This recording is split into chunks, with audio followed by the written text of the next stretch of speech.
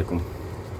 আচ্ছা, আমরা একটা স্টেপার দেখব যে স্টেপারটা আসলে একটা প্রবলেমে ক্লায়েন্ট আমাদের কাছে পাঠায়।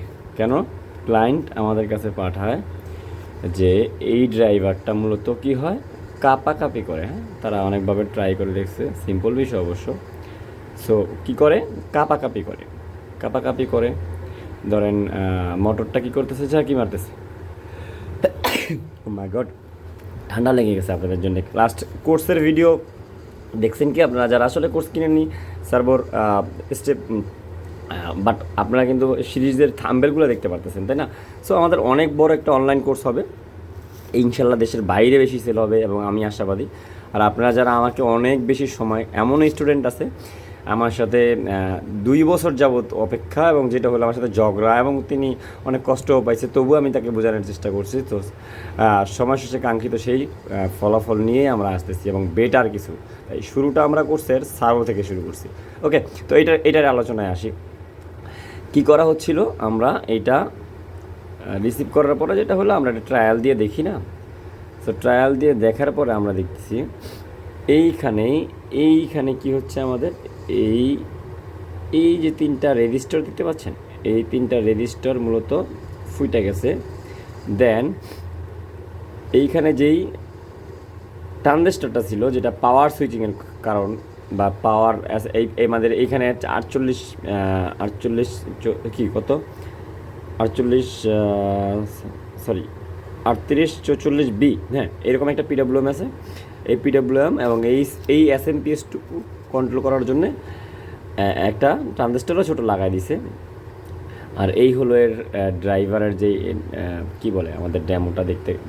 আচ্ছা, আমার ক্যামেরাটা অনেক ক্লিয়ার মনে হচ্ছে, তাই না?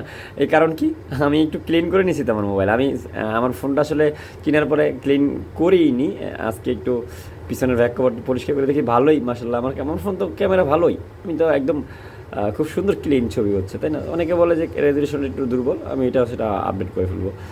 এর থেকে বেটার ক্যামেরা দিয়েই আপনাদেরকে আমি ভিডিও প্রোভাইড করবো ইনশাল্লাহ। সো যেটা বলতে নিয়েছিলাম, তো এটা একটা পার্ট, এই ট্রানজিস্টর সেটা খারাপ ছিল আইআরের। সো সেটা আমরা কী করলাম, পরিবর্তন করলাম, এবং আমরা একটা নতুন আমাদের সাথে দেখতে পাচ্ছেন নিয়ে নিচ্ছি, এবং এটা মিলিয়ে আমরা কী করছি, এন চ্যানেলের যেহেতু আমরা লাগিয়ে ফেলছি বা লাগাচ্ছি। হ্যাঁ, আর এখন যেটা করবো সেটা হলো পিডাব্লিউএমটা আমরা চেঞ্জ করবো, আর এই রেজিস্টারগুলো আমরা পরিবর্তন করে দিব। করে দেওয়ার পরে যেটা হবে, আমাদের এই SMPS পার্টটা পাওয়ার আসবে, আর এটা রান হয়ে যাবে সিম্পলি। সো এরপরে যেটা হয়, সে যেহেতু বলছে কাপাকাপি করে, মানে কাপাকাপি যেহেতু করে, তার মানে তার এই SMPS ভোল্টেজের কারণে, SMPS ভোল্টেজ দেওয়া যেহেতু এই ড্রাইভিং সাইডটা ড্রাইভ হয়, সো সেইখানে লো ভোল্টেজ পাইছে। লো ভোল্টেজ পাইলে তো আমরা জানি আমাদের এই সুইচিং ফ্রিকোয়েন্সি কমে যাবে। সো কমে যাওয়ার কারণে বিএলডিসি মোটর কাঁপতে, আমাদের বিএলডিসি মোটর অথবা এই ধরনের স্টেপার মোটর কাঁপবে, এটা স্বাভাবিক, সহজ ব্যাপার। আমরা অন্য কোথাও ঘাটাঘাটি করে এই সার্কিটটি নষ্ট করার চেষ্টা করব না। কানে ধরছি, করব না, কানে ধরুন, করব না, ঘাটাঘাটি করব না। দিস ইজ সার্কিট, যেমন দিবে কাস্টমার তেমনই হবে। আমি বলেই সবসময় একটা জিনিস, আপনারা যে 2-1টা কম্পোনেন্ট নিয়ে কাজ করেন, খারাপ জিনিসটাকে খুঁজে বের করেন। আমি এই যে এটাকে খুঁজে বের করার পরে আবার কিন্তু সেটা দেখার পরে আবার আমি এটাকে এখনও খুলিনি, আমি আগে সেম চিপ এবং সেম রেজিস্টার কানেক্ট করার পরে আমাকে এটা খুলতে হবে, নিয়ম এটা। হ্যাঁ, আর বাকি জায়গাগুলো দেখেন, আমি যেমনটা আছে তেমনটা ক্লিন করে আপনাদেরকে দেখিয়ে দিচ্ছি। ভালো থাকবেন সবাই, দেখা হবে নেক্সট ভিডিওতে এরকম কিছু ভিডিও নিয়ে, যার মাধ্যমে আমরা রিপেয়ারটাকে ইজি এবং স্মার্ট করে ফেলবো। আল্লাহ হাফেজ। আর আমাদের কোর্সের বিষয়ে তো বললাম যে কোর্স, যারা সার্ভো এক্সপার্ট হতে চান, মাস্টার লেভেলের এক্সপার্ট, ইজিলি কিছু ধারণা যা ক্র্যাক করে ফেলতে পারবেন আপনি আপনার যে ইলেকট্রনিক্স নলেজকে, আপনি আর এই সার্ভো ড্রাইভকে খুব ইজিলি স্টেপ বাই স্টেপ কীভাবে সলিউশন, দ্রুত প্রবলেম গেইন, মানে কীভাবে ইরোর ফাইন্ডিং করবেন, এই বিষয়গুলো, আবার কোন পার্টটা নিয়ে কাজ করবেন, কোন ফল্ট হইলে কোন সাইডে কাজ করতে হয়, বিষয়গুলো নিয়ে আমাদের এই কোর্সে প্রপারলি আলোচনা হচ্ছে। এবং শুধুমাত্র সার্ভো ড্রাইভ তা না, আমরা VFD, BLDC motor, stepper motor এবং hybrid servo motor, HMI PLC সবগুলো আমরা এখানে কানেক্ট করবো আস্তে আস্তে। হ্যাঁ, আমাদের কোর্সের সিরিজটা অনেক বড় হবে।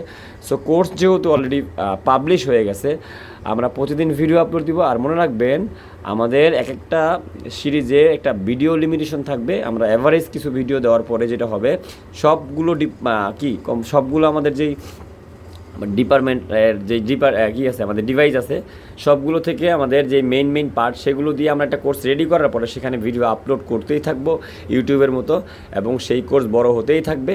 এবং মানুষের যত প্রয়োজন আছে ইলেকট্রনিক্সের, এই পাওয়ার ইলেকট্রনিক্সের, সবাই এই সমাধানটা ওই কোর্স থেকেই পেয়ে যাবেন। তাকে বারবার এক্সপার্ট, অ্যাডভান্স এই নামে বিভিন্ন নামে কোর্স ক্রয় করতে হবে না। এবং বারবার আপনি আসলে নতুন ডিভাইস আসলে কোথায় শিখবেন? আপনাকে ইন্ডাস্ট্রি 4.0 পর্যন্ত আল্লাহর রহমতে আমি আপনাকে সাপোর্ট দিয়ে যাব, যদি আমরা ভালো থাকি, সুস্থ থাকি, ইনশাল্লাহ।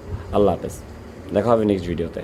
আর কোর্স কিনতে চাইলে কোনো কোশ্চেন না করে সোজাসুজি চলে যান, ভিডিও ডিসক্রিপশনে গিয়ে দেখেন, ডিটেলস দেওয়া আছে, কোর্স রিভিউ করেন। এবং আমার কাজ ইউটিউবে যারা দেখেন তারা তো জানেনি যে আমি আসলে কোন ধরনের পার্টগুলো নিয়ে কাজ করি এবং কী থাকতে পারে ভিডিওর ভিতরে। এখানে ডেমো দেখার কিছু নাই, বিলিভ করতে হবে। আমি ওয়ার্ল্ড ওয়াইড অনেক বেশি মানুষের কাছে আমার নিজেকে আসলে নিজে প্রুফ করে নিছি। ইনশাল্লাহ আমি মনে করি যে আমি ইলেকট্রনিক্সে ভালো কিছু করতেছি আপনাদের জন্য। আল্লাহ হাফেজ।